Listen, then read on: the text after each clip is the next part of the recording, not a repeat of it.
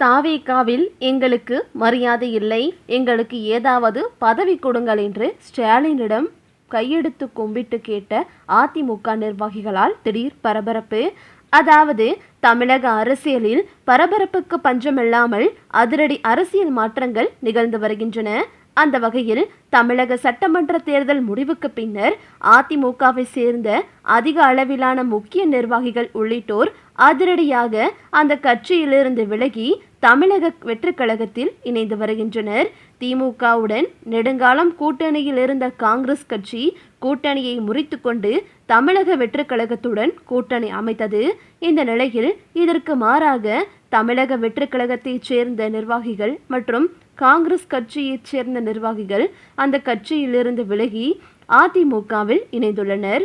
இதில் தமிழக வெற்றிக் கழகத்தைச் சேர்ந்த கன்னியாகுமரி மாவட்டம் களியாக்காவளை பேரூராட்சி தலைவர் சரண், அகில இந்திய கிறிஸ்தவ முன்னேற்ற சேனையின் மாவட்ட துணைத் தலைவர் பிரேமானந்த், மாவட்ட இளைஞரணி செயலாளர் ஆண்டனி, அதேபோல காங்கிரஸ் கட்சியைச் சேர்ந்த கன்னியாகுமரி மேற்கு மாவட்ட இளைஞர் அணி பொதுச் செயலாளர் ஜெகன்ராஜ், மேல்புறம் வட்டார இளைஞர் காங்கிரஸ் துணைத் தலைவரான தானியல் சிபின் ராஜேந்திரன், விளவங்கோடு மாணவர் காங்கிரஸ் செயலாளர் அபிஜித் திமுகவில் இணைந்துள்ளனர். இது தொடர்பாக ஏற்கனவே திமுக நிர்வாகிகளிடம் பேச்சுவார்த்தையும் நடத்தியதாக சொல்லப்படுகிறது. தமிழக அரசியல் களத்தில் புதிய வரவான தமிழக வெற்றிக் கழகம் தேர்தலில் வெற்றி பெற்று ஆட்சி அமைத்த நிலையில் பல்வேறு கட்சிகளை சேர்ந்தவர்கள் அந்த கட்சியில் இணைந்தும் கூட்டணி அமைத்தும் வருகின்றனர். தற்போது இதற்கு மாறாக தமிழக வெற்றிக் கழகத்தில் உள்ள நிர்வாகிகள் மற்றும் அந்த கட்சியின் கூட்டணியில் உள்ள காங்கிரஸ் கட்சியைச் சேர்ந்த நிர்வாகிகள் அங்கிருந்து விலகி திடீரென திமுகவில் இணைந்தது அரசியல் வட்டாரத்தில் பேசும் பொருளாகியுள்ளது. தமிழக வெற்றிக் கழகத்தில் அண்மையில் இணைந்த அதிமுகவின் முன்னாள் அமைச்சரான கடம்பூர் ராஜு அந்த கட்சியில் இணைந்த மூத்த தலைவர்களுக்கு உரிய மரியாதை வழங்கப்படவில்லை எனவும் பிற கட்சிகளை சேர்ந்தவர்கள் அங்கிருந்து விலகி தமிழக வெற்றிக் கழகத்தில் இணைய வேண்டாம் என்று கூறியதாக தகவல்கள் வெளியாகியிருந்தன. அதேபோல அதிமுகவில் இருந்து விலகியவர்கள் மீண்டும் கட்சியில் இணைந்தால் கட்சியில் பூஜ்ஜியத்திலிருந்து வாழ்க்கை தொடங்கும் என்று எடப்பாடி பழனிசாமி தெரிவித்ததும் குறிப்பிடத்தக்கது. ஏற்கனவே அதிமுகவை விட்டு தாவேகாவில் இணைந்த 2 விஜயபாஸ்கர்களும் தற்போது தாவேகாவில் மிகப்பெரிய நெருக்கடியை சந்தித்து வருவதாக சொல்லப்படுகிறது. அரசனை நம்பி புருஷனை கைவிட்ட கதைதான் இவர்களின் கதை. அதாவது தற்போது தன்னுடைய பதவியையும் ராஜினாமா செய்துவிட்டனர். இன்னொரு புறமோ அவர்கள் மீது வழக்கும் தொடரப்பட்டுள்ளது. அதாவது தமிழக அரசியல் வட்டாரத்தில் கடந்த சில ஆண்டுகளாகவே பெரும் புயலை கிளப்பி வரும் குட்கா ஊழல் வழக்கில் சென்னை உயர்நீதிமன்றம் மிக முக்கியமான அதிரடி உத்தரவு ஒன்றை பிறப்பித்தது. முன்னாள் அதிமுக சுகாதாரத்துறை அமைச்சர் சி விஜயபாஸ்கர் உள்ளிட்ட 26 பேர் மீதான இந்த வழக்கை இன்னும் 12 வாரங்களுக்குள் முழுமையாக விசாரித்து முடிக்க வேண்டுமென MP MLAக்கள் மீதான வழக்குகளை விசாரிக்கும் சென்னை சிறப்பு நீதிமன்றத்திற்கு உயர்நீதிமன்றம் கெடு விதித்துள்ளது. தடையை மீறி தமிழகத்தில் குட்கா மற்றும் புகையிலை பொருட்களை சட்டவிரோதமாக விற்பனை செய்ய லஞ்சம் பெற்றுக்கொண்டு அனுமதித்ததாக தொடரப்பட்ட இந்த வழக்கில் நீதிமன்றத்தின் இந்த திடீர் அதிரடி உத்தரவு குற்றம் சாட்டப்பட்ட அரசியல் பிரமுகர்கள் மற்றும் உயரதிகாரிகளிடையே பெரும் பரபரப்பை ஏற்படுத்தியது. இந்த வழக்கு கடந்த 2013ஆம் ஆண்டிற்கு செல்கின்றன. தமிழ்நாட்டில் பொதுமக்களின் உடல்நலனை கருத்தில் கொண்டு குட்கா, பான் மசாலா போன்ற மெல்லும் வகை பொருட்களை அப்போதைய தமிழக அரசு அதிகாரப்பூர்வமாக தடை விதித்திருந்தது. இருப்பினும் அந்த தடையை முற்றிலும் காற்றில் பறக்கவிட்டு மாநிலம் முழுவதும் குட்கா பொருட்கள் தடையின்றி சட்டவிரோதமாக விற்பனை செய்யப்பட்டன. இதற்கு பின்னணியில் மாபெரும் லஞ்ச கும்பல் ஒன்று செயல்படுவது 2016ஆம் ஆண்டு வெளிச்சத்திற்கு வந்தது. சென்னை மாதாவரத்தில் உள்ள ஒரு குட்கா கிடங்கில் வருமான வரித்துறையினர் நடத்திய அதிரடி சோதனையில் தடை செய்யப்பட்ட பொருட்களை விற்க யாருக்கெல்லாம் கோடிக்கணக்கில் லஞ்சம் கொடுக்கப்பட்டது என்ற விவரங்கள் அடங்கிய இரகசிய டைரி ஒன்று சிக்கின.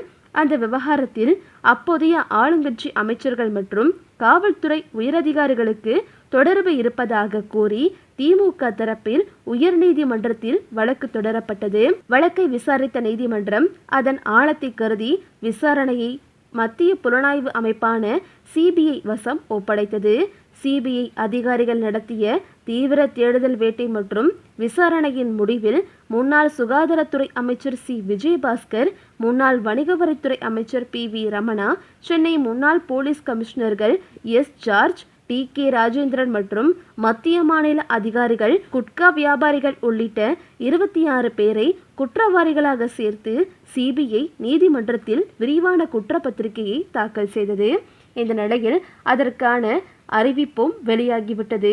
இவர்கள் மீது மீண்டும் கடுமையாக இந்த வழக்கை தள்ளி போடாமல் இது தொடர்பாக அடுத்தடுத்து விசாரணையை நடத்தி முடிக்க வேண்டும் என்று தற்போது நீதிமன்றமும் உத்தரவிட்டுள்ளது.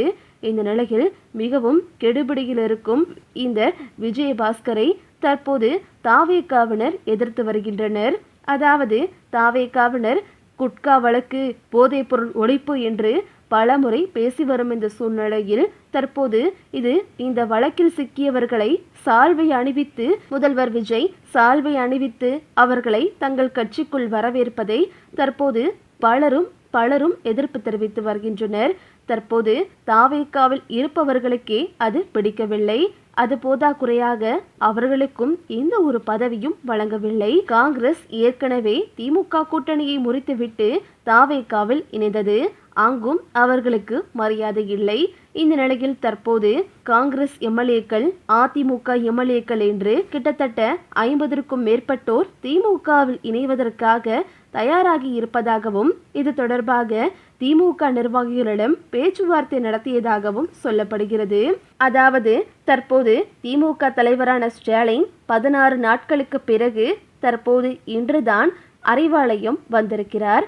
அதாவது தன்னுடைய பேரரான இன்பநிதியின் பட்டமளிப்பு விழாவிற்காக குடும்பத்துடன் திமுக தலைவர் ஸ்டாலின் மற்றும் எதிர்க்கட்சி தலைவரான உதயநிதி ஸ்டாலின் அவர்களும் குடும்பத்துடன் சேர்ந்து உதயநிதி ஸ்டாலின் அவர்களின் மகனான இன்பநிதியின் பட்டமளிப்பு விழாவிற்கு சென்று அது தொடர்பாக குடும்பத்துடன் சென்ற வீடியோ சமூக வலைதளங்களில் அனைவர் மத்தியிலும் பகிரப்பட்டது. இந்த நிலையில் 16 நாட்களுக்கு பிறகு மீண்டும் தற்போது திமுக தலைவரான ஸ்டாலின் அறிவாலயம் வந்திருக்கிறார். இந்த நிலையில் அவர் அறிவாலயம் வந்த ஓரிரு நாட்களிலேயே இப்படி 50க்கும் மேற்பட்டோர் திமுகவில் இணைவது தற்போது தாவேகாவினரிடையே பேரதிர்ச்சியை ஏற்படுத்தி உள்ளது. ஓகே விவோஸ், இதை பற்றி நீங்கள் என்ன நினைக்கிறீங்க அப்படின்னு சொல்லிட்டு உங்களுடைய கருத்துக்களை கமெண்ட்ல தருவீங்க. இந்த வீடியோ உங்களுக்கு பிடிச்சிருந்தா லைக் பண்ணுங்கள், ஷேர் பண்ணுங்கள். மறக்காமல் நம்ம சேனலை சப்ஸ்கிரைப் பண்ணிக்கங்க. தேங்க்ஸ் ஃபார் வாட்சிங்.